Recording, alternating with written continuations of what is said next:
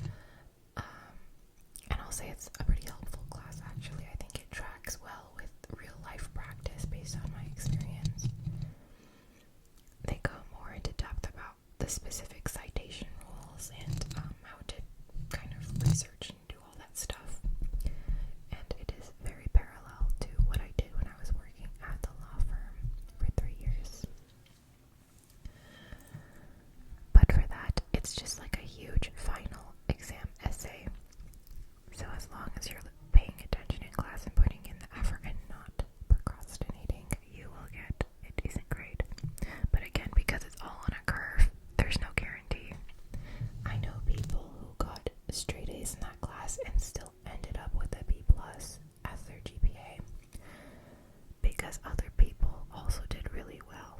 And because not everyone can get an A in the class, the curve pushes down the lower A students to a B, and it tracks with all the rest of the grades too.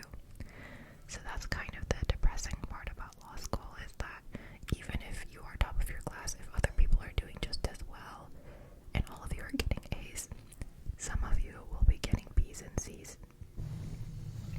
It is brutal out here.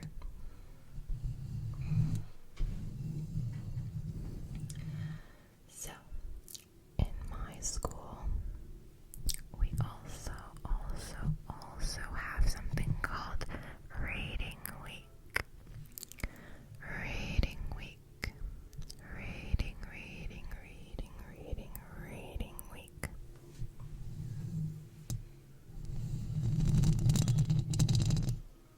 Let me take a sip before I go into what Reading Week is.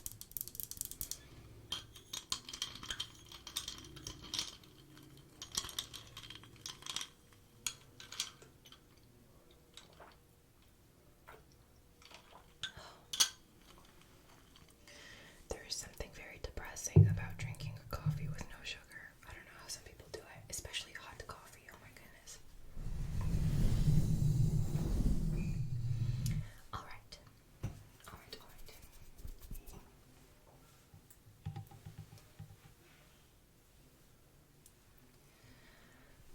So, what is Reading Week? Reading Week is something that I think a lot of law schools do, and it comes right after Thanksgiving. So, our law school even told us, hey, you're gonna get Thanksgiving as a holiday, but like, don't take the whole day because you're gonna have to study for finals. And at first I was like, what on earth are they talking about?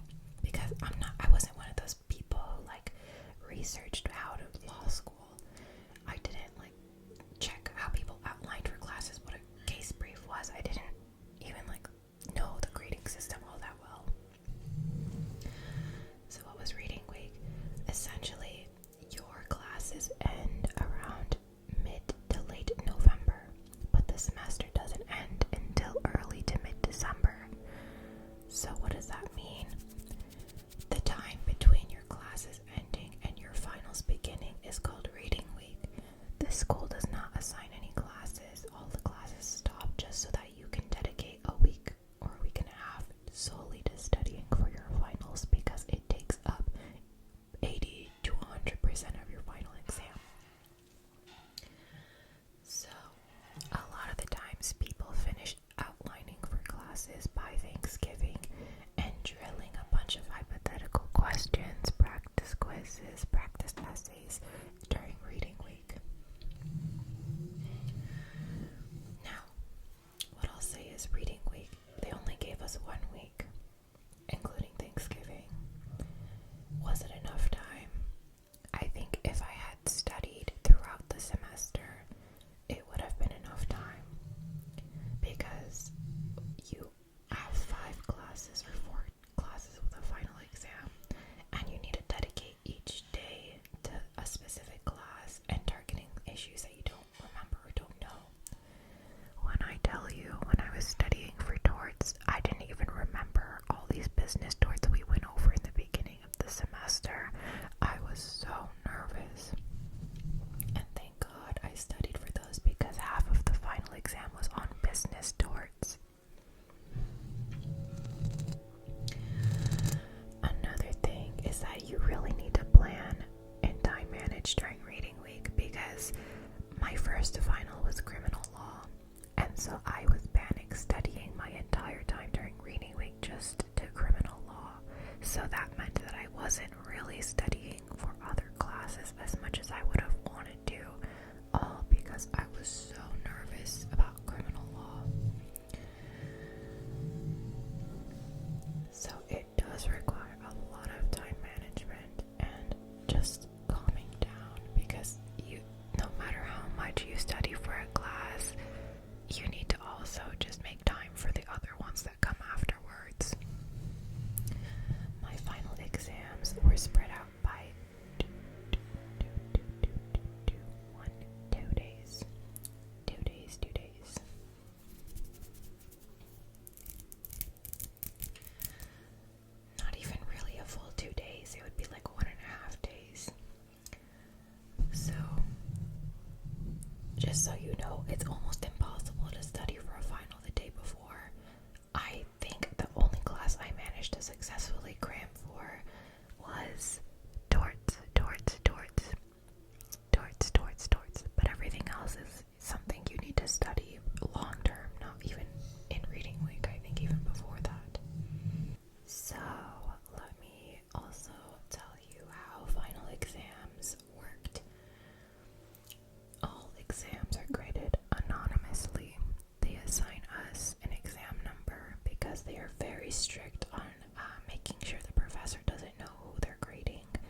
just so that biases don't come out, which they're very good at, by the way. This school is very strict about it. The professors are also strict about it, so I will give my school kudos for that. So you are assigned a classroom with your track mates, and all of you sit down, and it's a laptop exam. There's a written one too that you can do on a piece of paper, but that is nearly impossible because the essays that you need to write are so long in such a short amount of time. So if you're not a fast writer, bring a laptop because you can also copy and paste, delete, and everything. Whereas an essay, I haven't written a full essay since high school, and those took forever. So they have a secure software for the final exams, and you all log in at the same time, and you're given 3 hours for the exam.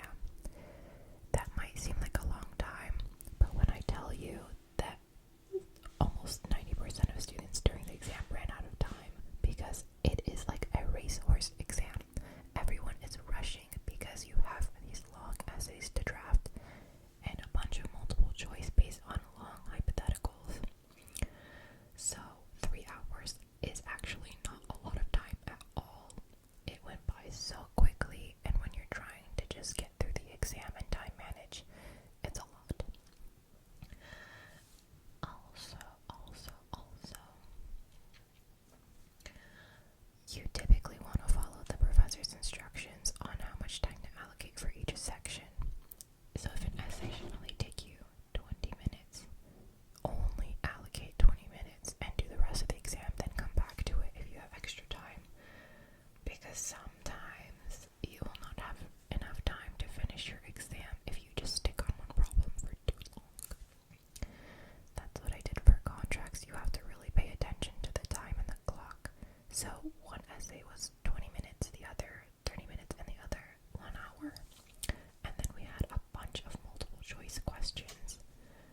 So the first essay that I did, I honestly was so lost that I skipped it and went to the other essays, allocated the dedicated time, because those ones were easier for me.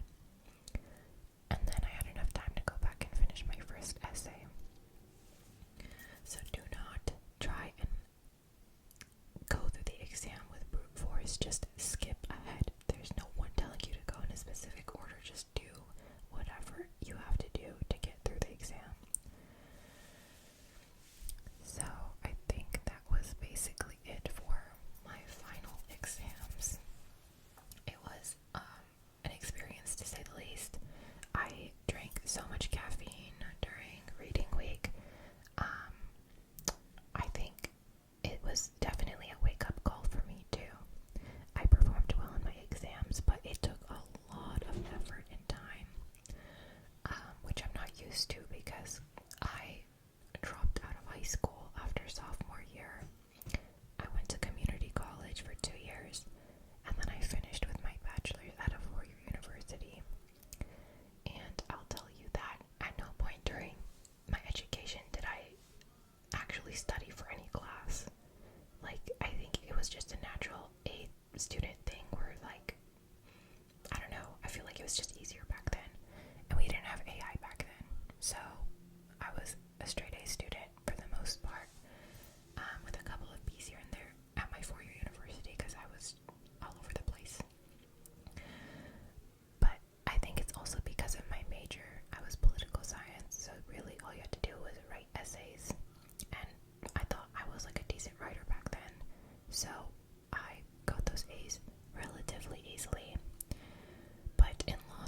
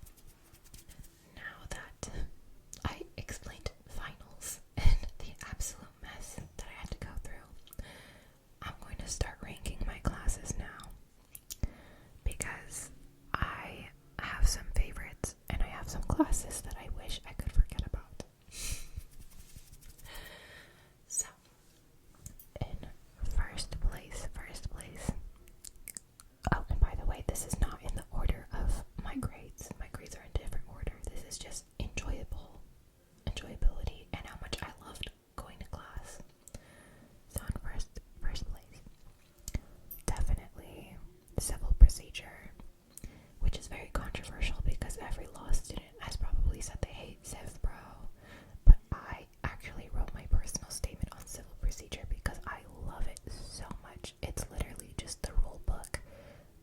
It's how you practice law, and it's, if you know Civ Pro, if you know civil procedure really well, I think you're like the most powerful kind of attorney there is. My goal is to be very fluent in Civ Pro. The only issue is that in law school you learn federal civil procedure, and I'm not planning on practicing federal law. I want to practice state law, specifically in California. So, I mean, it is helpful to know federal law, civil procedure, because the state law is usually based on that, but it's very different and the codes don't translate, so I'm gonna have to relearn all of it for the state law level, which sucks, but it is what it is. I'm having fun with Civ Pro though. Next.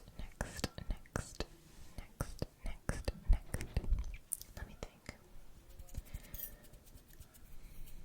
In terms of, I think, material and the way lectures were presented, second place, I think, goes to torts. Torts. Torts is just civil law. So, battery, assault,